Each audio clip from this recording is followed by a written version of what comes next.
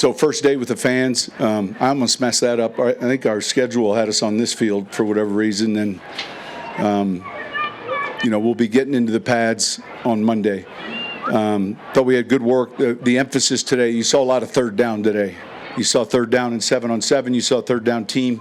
You saw third down mixed with dog and blitz. Any questions? Sean, you didn't see Brandon Jones out there for the part of the 3 periods? Yeah, we're checking. Look, early in practice, he tweaked his hamstring. He went in. We'll evaluate, see where he's at.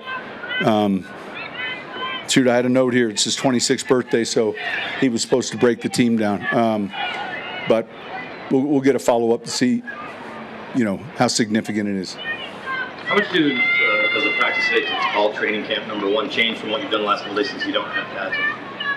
Say that again? Does it change much? Like, I get there's fans here, but in terms of what they'll... Yeah, look, anytime I think people are watching, it brings out, there's a little bit more competitive environment. I think that's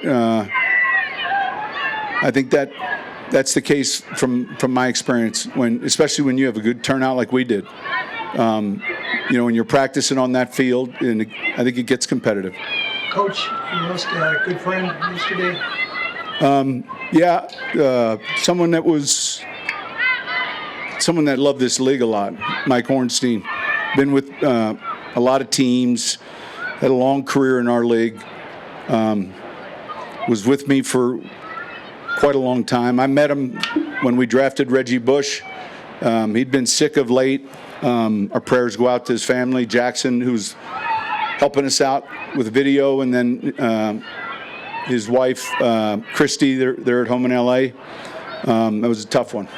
Sean, I know you like the digestion of the system from your quarterbacks. What about the execution from your quarterbacks?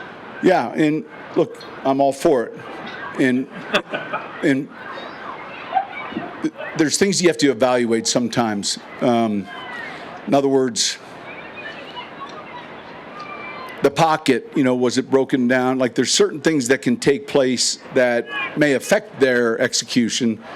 And so when you're evaluating and you're grading the reps, you take all of that into account. But I like the way they're protecting the ball. I think they're working through their progressions. They all can move and they all can run some. And I think that's always been a plus in our league. So, they're getting a lot of looks thrown at them, especially, today with third down. But overall, there's a lot that goes into that evaluation. Regarding that, turnovers play such a big part in this league. When you have a quarterback competition, how do you encourage them still to be bold while protecting the ball? Yeah, it's not bold. I think, look, how quickly, can you process? Can the ball come out of your hands? When we're working 3rd and 12, I'm telling them, hey, it's complete or incomplete. All right, punting the ball at that point is not a bad thing. When you start statistically looking at, what percentage of conversions are you going to have? So it's being confident in the route, in your what your eyes are seeing, and then look, it's a big part of what makes someone really successful in our league, and then what makes maybe someone not as successful is that fine line of I like it, I don't like it, I like it too much. That's what we spent a lot of time evaluating on college tape. Do you get a different evaluation for the quarterback each day based on sort of what group they're with? Yeah, that gets taken into it completely. Yeah. You added Josh Reynolds in a second, third wave of free agency. What did you like about him? Where's he kind of fit? Well, he's flexible. He's smart. He's someone who's believe it or not, he's linear built, but he can block. I think he's got good hands in traffic, and I like his stature. I like his length. Johnny Morton, who's with us, worked with him in Detroit. So we had a little bit more knowledge of the player. He loves playing. If you guys are around him or you're interviewing him, and you see him in the mornings, he's one of those guys that's upbeat. It seems to be having a good day, and he really seems to enjoy what he's doing. So he's been a good addition. Bo Nix looks to be kind of a fan favorite among the quarterback favorite among the fans. He gets the big cheers. Obviously, they don't choose the starting quarterback either. But how do you kind of look at him kind of being the fan favorite? I think the fan favorite, from my experience watching practices, is whoever ends up on that side of the field running, whether it's a running back, receiver. I haven't really paid much attention to the fan favorite. I want the fan favorite to be someone that wins for us. You did show us today that it was Zach Wilson's turn. I was wondering, with the 3, could this be an unusual year where you keep 3 on the 53? Possibly. It's a good question. Possibly. So you mentioned yesterday you like some of the early things you're seeing from the secondary. When you guys looked at last year, what was it that you wanted to add in that group, trait-wise? Yeah, I think we got younger. We had ball production at times, and I think one of the things we felt strongly about was, first seeing Riley's development, seeing Mathis develop. We've got some young players here we've invested in, and I think the reps they're getting now outside, I'm talking about the corners, have been really valuable. Now, in regards to the safeties, we saw Locke come on as the season progressed, and we went ahead and signed a few other players to come in, and we just felt like there was one area that we wanted to be younger, and we wanted more competition. How did your vision for Garrett Bolles evolve from working with him last year to today? Well, it's a little bit cleaner and easier just because of the position he plays. I'd say if there's one area that he's working on daily with Zach is landmarks in the run game. He's very natural at pass protection, getting to the right hat placements in the run game, whether he's play side or on the backside. I think some of those things are areas that he's worked quite a bit on. Even though he's going into his 8th year, do you still see players like him improve and grow even as they're into their? He's a tremendous athlete. He's extremely athletic, and and you don't feel 8 years. Sometimes you feel that when you work with a player. Other times you don't, and I don't feel that with him.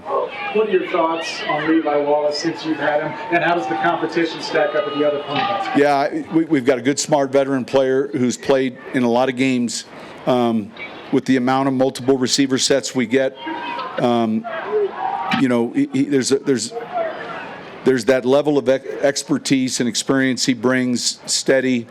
I think he brings something to the room as well, and I think quietly he's been a real good addition for us.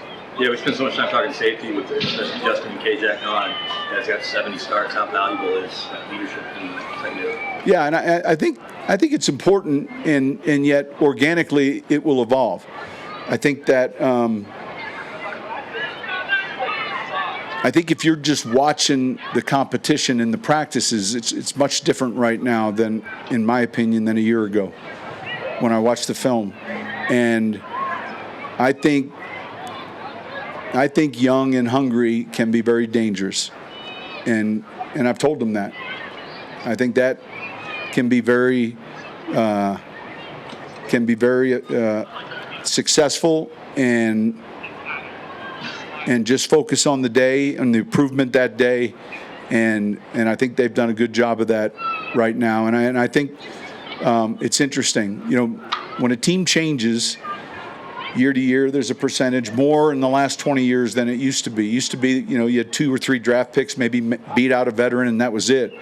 It's much different now, and so I'm anxious to see how this team develops, and really excited about it. Do you have any, is there a concern level with Nick Benito? No, I think you'll see him practicing tomorrow. And at outside linebacker, you have obviously 3 guys that have played a lot in Jonah.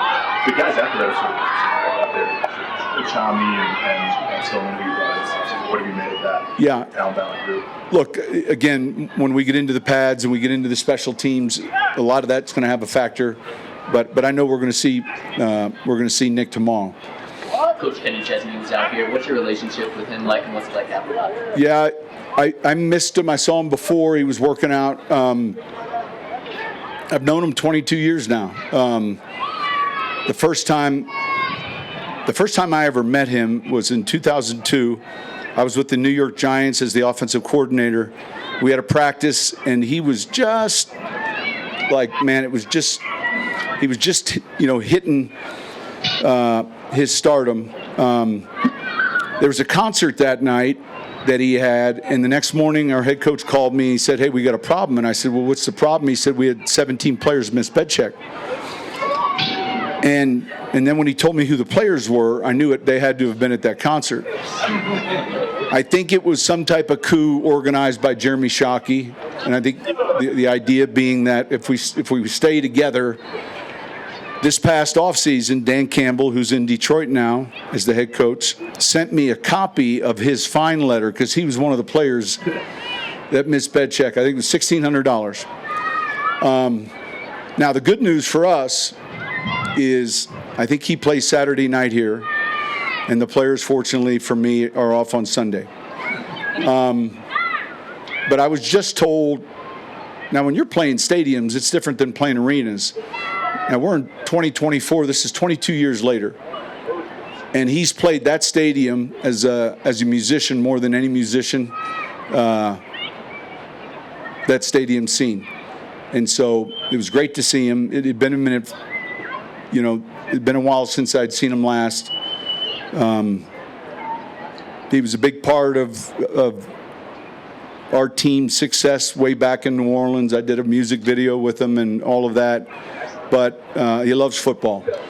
Now, we had a little problem today because his high school jersey number is 7. And, well, 7's kind of a special number here. And so I'm getting permission from John to see if we can't put Chesney on the back of a number 7 jersey. And I think Elway will be cooperative and it'll be a much different sized jersey as well. But it's good that he's here and playing in Denver tomorrow night. Sean, Jonathan Cooper, a big part of his reason for jumping production was obviously the opportunity he had more of last year. But where did you see kind of just the growth from him? I'd say the consistency. In other words, you saw it, and last year you began to see it on a more frequent basis. And I think it's awfully important to him.